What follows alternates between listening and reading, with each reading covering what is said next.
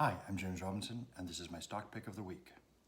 This is the final video on the company Paychex. Today we're going to talk about the company's ability to create wealth for the shareholders. Before we go any further, I'd like to invite you to follow me on Twitter. My handle is @robinsonstocks.com. If you follow me, I don't always make videos when I buy or sell a stock. Sometimes it takes a few days to get one done, but I will give you real-time trade information whenever I buy or sell a stock on my Twitter page. I'll also give you updates on when new videos are posted. Finally, give you thoughts on the market, articles that I see that are interesting, articles that I see on companies that we own that are interesting, that might change your outlook on the company. Also, I'd like to ask you to subscribe, click the bell, and like as well as comment. So when we look at wealth creation, we're looking at ways that the management can reward shareholders for our ownership in the company. And there's a number of ways that a company can do that. They can pay us dividends, that's the most direct way. They can buy back stocks. They can pay off debt. They can keep cash. They can reinvest money in the business, right? Those are sort of the primary ways. And so all of those things will tend to have a positive impact on the company. So we're going to talk about what this company's done in some of those categories and just give you a sense of how good a job the management doing in terms of enriching us, the shareholders. So the first place that starts is in shares outstanding. So shares outstanding is a measure of buybacks, right? If the shares outstanding are decreasing over time, the company's buying back shares. If the shares outstanding are decreasing or increasing over time, if there's more shares out there over time, then the company is, in fact, diluting us as shareholders. And that's a really, really, really bad sign. It's something that I really don't like companies to do. So let's look at this company and what it's done. You can see that during the financial crisis, they issued a significant number of shares. Actually, from 2000 to about 2008, they were issuing shares probably to fund their growth, which was pretty fast at the time. Then during the financial crisis in about 2008, apparently when the share of the company dropped significantly, this company bought back a tremendous amount of shares. Or I say tremendous, so they bought about 10 or 15 million shares back.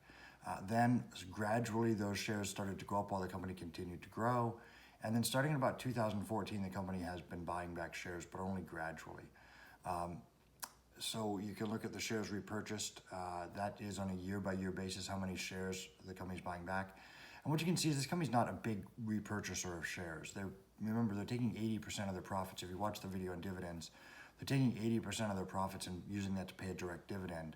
So the idea they would then have a lot of money left to buy back shares is perhaps not accurate. However, in looking at this chart, one could presume that the management is going to take advantage of this scenario and buy back shares because they're going to see, like they did in 2007, that the shares are significantly overpriced, or at least that would be my hope. So another way that I tend to look at buying back shares is I say, if you had owned 10% of the company in 2009, so that would mean you bought almost 36 million shares of stock. So if you bought $36 million shares of stock in 2009, today, how much would you own? So today, through repurchase of stock, you're at $36 million, would mean your ownership in the company has increased from 10% to 10.49, let's call it 10.5%. So it's just over a 5% increase. So the good news is the company has bought back 5% of their shares in 10 years. The bad news is 5% isn't very much. So I wouldn't look at this as a significant measure of how this company's enriching shareholders. It is happening a little bit, but it's not happening enough that I would call this a reason to invest in the stock. But during the same time, your share of the company's earnings, so if in 2010 you own 10% of the company, you'd be entitled theoretically to 10% of the company's earnings. That would have gone from $47 million to $103 million over those 10 years. So it would have effectively doubled. So your share of the company earnings would have doubled, and in addition to that, you would have been paid all those dividends. So not too shabby. Looked at another way, the earnings would have gone from $1.32 a share to $2.88 a share.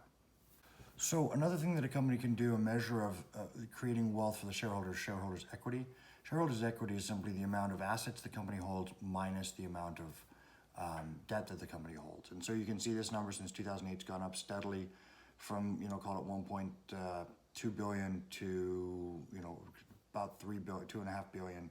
So the company's gone up about $1 billion in value. And again, that's despite giving back a tremendous amount of its profits to us, the shareholders. You can also see that trend seems to be accelerating over the last 3 or 4 years. Now, this is the slide that should really, really excite you as a shareholder. Return on assets is something that I look at as being very, very important. The reason I look at that as being so important is a company, everybody needs money to make money, but the more money you need to make money, the more of our assets you have tied up, and the more money you're likely to continue to need to reinvest in the business through retained earnings, the more equipment you're going to need, etc. So this slide looks at of the companies that I've analyzed, of the 1,000 companies that I've analyzed, how are their returns on assets and how do they compare to other companies' return on assets. So you can see this company for the last 4 years has been above 12% in returned assets, about 10% in retained asset, in return on assets, I'm sorry. And that puts it well into the top 10% of companies. So this company doesn't need very much money to make money. That's a really important thing because that means that they're able to return money to us as shareholders, which in the long run is going to make us much wealthier. It means that they're going to have lower retained earnings. It means that in tough times, they're not going to need to borrow as much from the bank to stay in business. So this is one of the most important charts in my whole analysis of a company, and this company is clearly in the top 10%, and has been consistently in the top 10%, and in fact has been going up since 2012. So since 2012, virtually every year, this company's gotten a little bit better at getting a return on assets. Really, management's doing a fantastic job on that front. So even more impressive is the return on shareholders' equity. So if you remember that a company will often have much less equity than it has assets, and that's because it has debt. So if a company has, $100 million in equity, $100 million in assets, and $50 million in debt, then the company has equity of $50 million. It had assets of $100 million, but equity of $50 million. So when I look at this chart, this is the exact same chart as return on assets, but this time we're looking at return on shareholders' equity. And in this case, Paychex is competing against all of the companies that are tremendously levered up, that have way too much debt. Way too much debt would mean very little equity, and very little equity would mean it's easy to achieve. That means it's very easy to achieve high returns on equity. So for this company to be in the top 10% of return on equity when it has such a relatively small amount of debt is just really spectacular. So retained earnings are profits that the company earns but has to reinvest back in the business. We talked before about companies have to have money, they need money to make money. And so this would be money that you're investing typically in factories or in equipment, and this is a company that doesn't need a lot of any of those things, or in fact any of those things. And so if you look at this company has managed to retain almost no earnings, and in fact negative retained earnings some years. And that is spectacular. Since 2009, it's effectively retained virtually no earnings. And that makes it really easy for this company to be profitable, but it also means as an investor that I know we don't have to keep pumping money back into this business, and in the bad times, we're not going to get killed by those costs when we don't necessarily have the money. So this retained earnings chart is really, really spectacular, especially for a company that's growing as fast as this company is. And by the way, if you look at some of the charts earlier, we talked about how the company actually was selling shares to fund the growth and diluting the shareholders. That's true, but they could have been doing it through retained earnings. They chose to do it the other way. Probably meant they felt the stock was undervalued. And so you've got to look at every chart sort of in the totality of the company, not individually. Some charts don't make sense until you look at them and compare them to a number of facets about the company, which is one of the reasons why usually it's a tremendous indictment to me for a company that has to sell shares to fund its operations. But if a company is selling shares to fund its operations, they're paying a very nice dividend, and they're not retaining a bunch of earnings, that's the kind of thing you can start to forgive. So here you see a chart on return on retained earnings. And one of the things you're going to notice is that this chart doesn't seem to make much sense. And the reason it doesn't make much sense is because what we do is we look at the total amount of earnings that the company has retained over a 10-year period, and we look at the total amount of growth in earnings that the company has made over a 10-year period. But when you start having negative retained earnings, then this chart gets kind of goofy. It just doesn't make a lot of sense. I'm putting it in here because for the last 2 years, this company's had over a 10% return on retained earnings, and that really is representative of the company and what it does. But my simple spreadsheet doesn't take into account the fact that some years there was negative retained earnings. So what I would do is just to look at this and say, for the most part, this company's done a very good job of creating profits while retaining very little earnings. So as you said, one of the things that a company can do that will in the long term create benefits for the shareholders is to retain some cash. I don't like a company to have too much cash, but I don't have a problem with the company gradually increasing cash as the size of the business goes. It just gives them a buffer, gives them money to invest in things like share repurchases when the stock price goes down, or picking off weaker competitors when their company gets in trouble. It allows them to pay down debt, to pay dividends in a bad year. So I don't have a problem when a company does this. Total wealth created. What we're looking at here is how good a job the management has done in terms of using the various levers at its discretion to create wealth for shareholders, and where did that wealth come from? So we look at an annual change in debt. If the company pays back debt, that reduces interest costs, which is like to increase profits. It increases the ability to borrow money in the future, which increases safety. They reduce the chance of bankruptcy through some crazy set of circumstances. And so a change in debt is good for the shareholders and is a way to create wealth for the shareholders.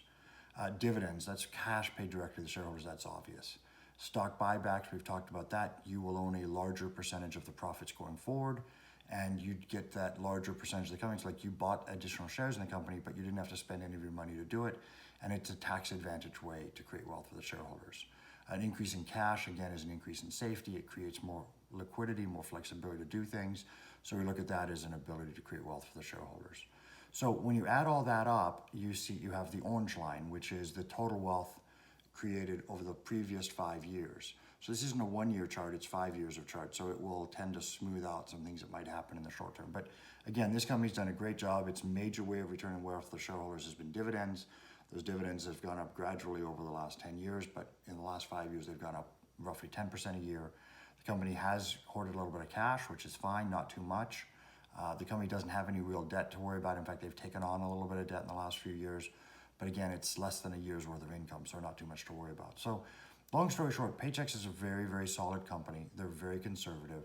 And generally over time, they found ways to return wealth to the shareholders, in addition to the fact that the share price has gone up significantly, obviously with the exception of the coronavirus. So I would encourage you to buy this stock. I would encourage you to hold it for a very long time. I think it's at a real discount right now, especially relative to its historical price. I think you're getting a decent dividend to hold the stock, and I think there's really great opportunities for growth. So that's it on PAYX. I hope everyone's staying safe. I hope everyone's isolated. I hope everyone's healthy. I'd love to hear how things are going in your part of the world.